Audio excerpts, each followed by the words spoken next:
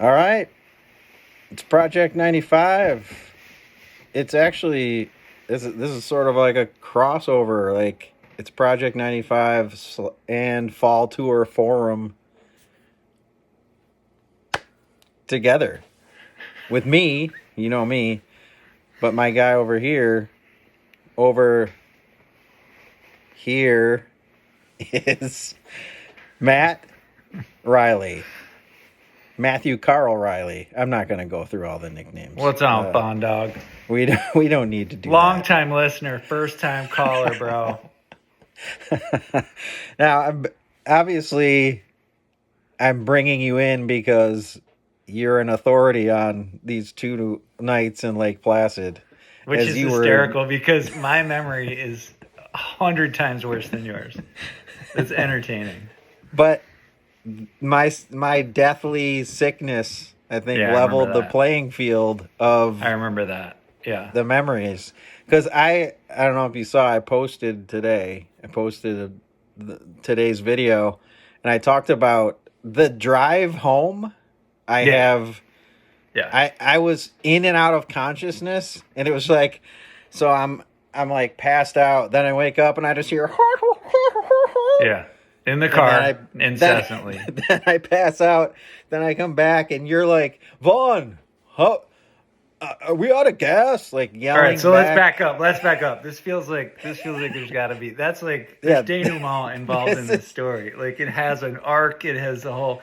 So, I listened to your bit today about the day of the second night, and we were walking around looking for this gift, and it was. It was cold, like it wasn't warm, but there was nothing else to do. We had no place to stay. We were out of our motel, which just smelled like cigarettes and wet carpet, just awful. M-hotel, not H-hotel. Totally. I don't remember how I got a ticket for the show. I think it was through Keith. I think he had said, I've got a ticket, and I was like, well, let's go. After Binghamton. And so that whole stretch between Binghamton and Lake Placid was a lot of Consalvo. Like he didn't have food. We went to the cafeteria, like all that. So here we are in Lake Placid, day 2, wandering around the streets, and you are starting to get ill. You are falling ill. Yes. And as we got into the venue, what was her name? Connie? Connie, yeah. You get Connie at the rail and whatever, and we're standing in bleachers. I remember bleachers, maybe. Yeah, we were right up to the right, maybe 2 rows up off the floor. Fishman side, yeah. Yeah. So you do that, and I think we went with you, and you're like, "These are my friends." We're like, "Hey, Connie," whatever. You give her your thing and the card, and she gives you a hug. Like it was very nice. So we go back to the seat, and then you sat down. And you never got back up. No. It was the entire show. And at the end of the show, I was like, this is going to suck. Like, Vaughn's definitely not feeling well. It's bad. So I don't remember anything other than we leave the venue. What's the story where the guy is rolling down the hill? It's 4 parts. It's Faulkner. And the character just rolls down the hill, but he sees like, oh, there's a red barn, but the barn's now upside down. He's just describing it in this way. I feel like this entire recollection of getting in the car after the show and getting back to Lemoyne was just this like, wait, what happened? So your recollection's right. We get into your car, and you're like, I'm going to curl up in the sleeping bag. Wait, should we back up? Which part? Do like go back to... Who is Keith Consalvo? Oh, sure. Jeez, that's a whole story. So I did Summer Stock Theater, and Keith and I were homies from Summer Stock. We did a lot of theater together for 2 summers. And he's an actor, or he was like a tech guy? He's a tech guy. So he's a painter, and he did lights and maybe some sound. But he was a SUNY Purchase student. Okay. And had a car. And sure. in 1994, we drove to Maine to go Old see Orchard. the Old Orchard show on the 3rd. Fireworks, whole thing. Old Orchard is a pit, by the way. It is just a sand pit. It's just like waves of sand blowing in your face the entire time. It was a great show. Anyway, That show is really good. Yeah. It's like 7.5 hours to get home from that. Yeah. But I remember just thinking like, this is all I want to do with my life. And then of course that's what you did. You just that you're like, I'm making this my life for a year. So that's how I know. All you Keith. wanted to do was go on road trips with Consalvo? Yeah, exactly.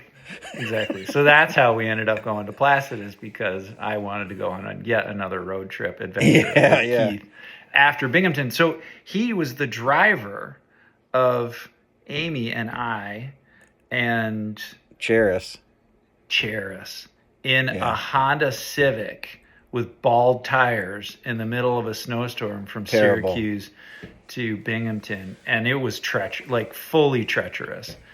Same car that was stranded in the Harrison lot? The one that froze, and we thought, I don't know why we thought cars froze, but apparently the car, all it needed was a warm, open-flamed hibachi grill underneath the engine block. Of course. No problem. Right. And you can't get that at the car part store. So we brought our own hibachi. I think it was the same one used out in the outfield to make hot dogs. Yes. For Goosh at the games. Yes. I'm sure it was. So that's Consalvo. So somehow we got tickets. This is the part I don't know. I don't know how we got around. I don't know how we made plans. There's so much stuff like this. Like, looking back, I'm like, how did it even work?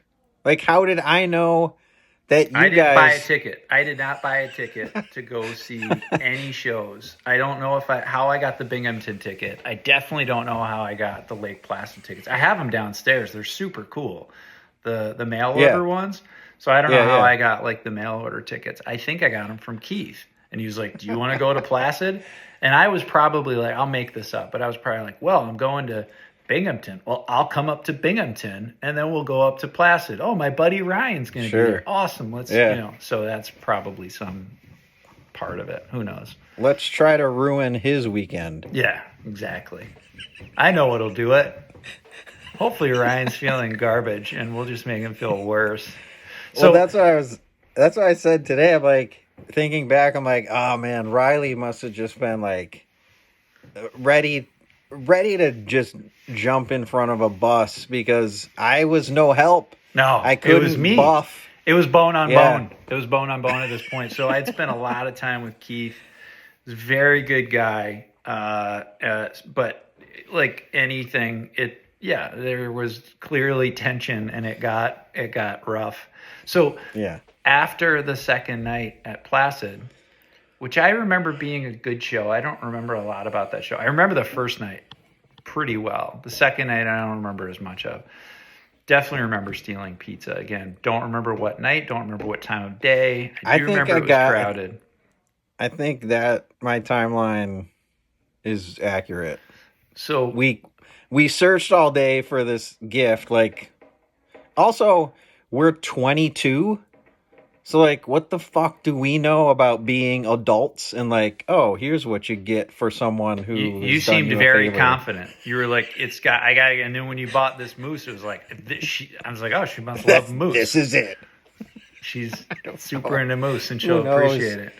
So, but then that was the whole day. So we were celebrating getting this gift. All right, now by just stealing pizza. Like, I've never done that. And yes. I've never done it before. I never did it at that time. I still feel guilty. I went there skiing with Fisher a bunch of years ago, and I was like, should I go in and be like, here's 20? I'm sorry. Like, just to assuage myself of the guilt of these years. Just in the tip jar. Yeah, just quietly. That gentleman in the trench coat left $20. I don't know why I'm wearing a trench coat in this story. Right. So at the end of the show, essentially, we poured you in the back of the station wagon. Yeah, we flipped it down because the bed was still back there. And you just laid into a sleeping bag and curled up in the corner. And your car had no heat. You sure? I don't remember feeling my toes. And I'm just like, so I'm driving this car.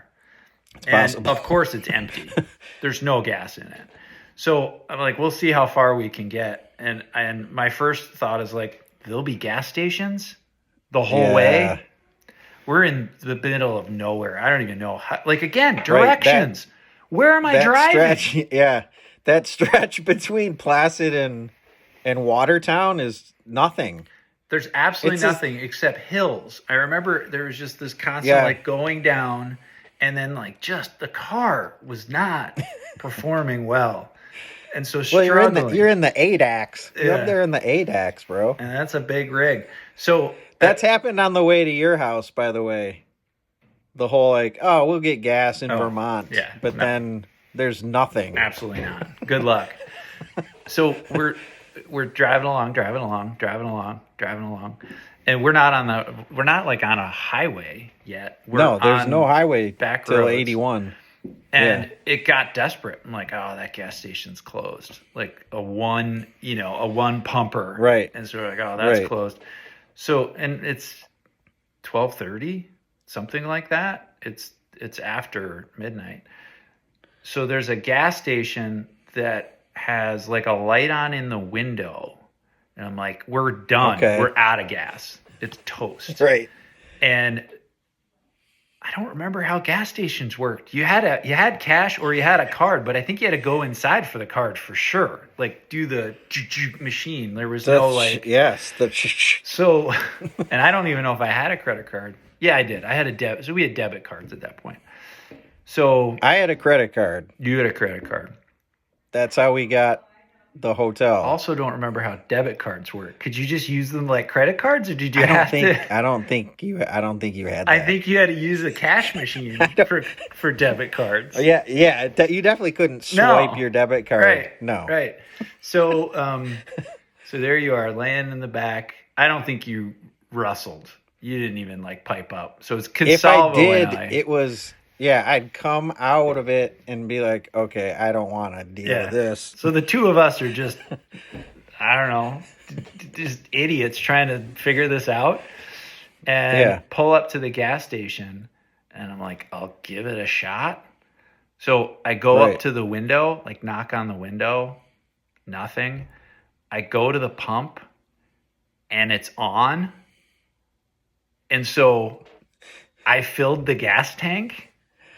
And drove away, stealing gas and pizza. And Consalvo, we paid $20.